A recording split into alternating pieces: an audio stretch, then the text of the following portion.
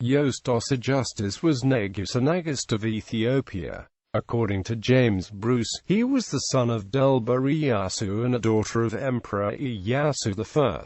He had served as governor of Samien under Emperor Tekle Haymanot but fell out of favor under Emperor Tewoflos, despite it was Yostos who, immediately after the assassination of Emperor Tekle Haymanot, traveled to Mount Wehni and brought Tewoflos down. According to Richard Pankhurst, on the death of Tewoflos, the chief nobles of Ethiopia feared that the cycle of vengeance that had characterized the reigns of the previous two rulers would continue if a member of the Solomonic dynasty were picked for the throne, so they selected one of their own to be nəgusä nägäst. However, Yostos encountered many challenges to his authority and was forced to remain in the capital of Gondar for his entire reign, leaving the city only to hunt. After a few years, the political situation stabilized enough for him to construct two new churches in Gondar, Lydia Mariam in 1713, and Aberantons in 1715.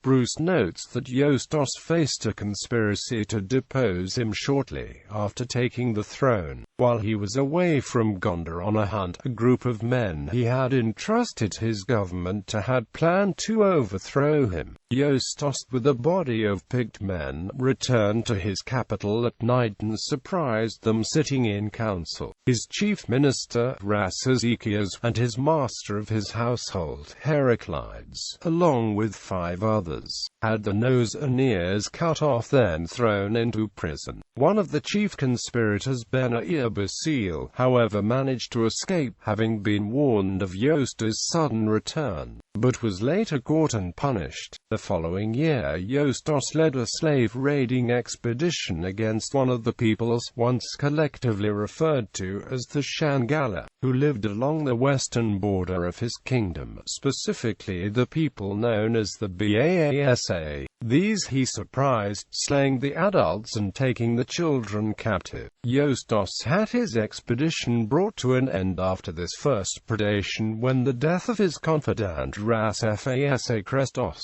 In January 1716, Yostos grew ill, and according to his royal chronicles withdrew from public life. Bruce provides more information. While supervising the work on the Aberantons church, Yostos was taken suddenly ill and, suspecting some unwholesomeness or witchcraft in his palace, ordered his tent to be pitched without the town until his apartments should be smoked with gunpowder. Quote, However, the fumigation accidentally burned down part of the palace, which was seen as a very bad omen. Yostos, still unwell, took up residence in another part of the royal enclosure, but fear that he would make his son Fasil heir to the throne led to a battle between his courtiers and the imperial guard. Victorious, the imperial guard proclaimed De Witt III Emperor the 30th of January. Meanwhile, Emperor Yostos was still alive in the palace, forgotten in his sickbed until his death. He was given a respectful burial in Lydia Church.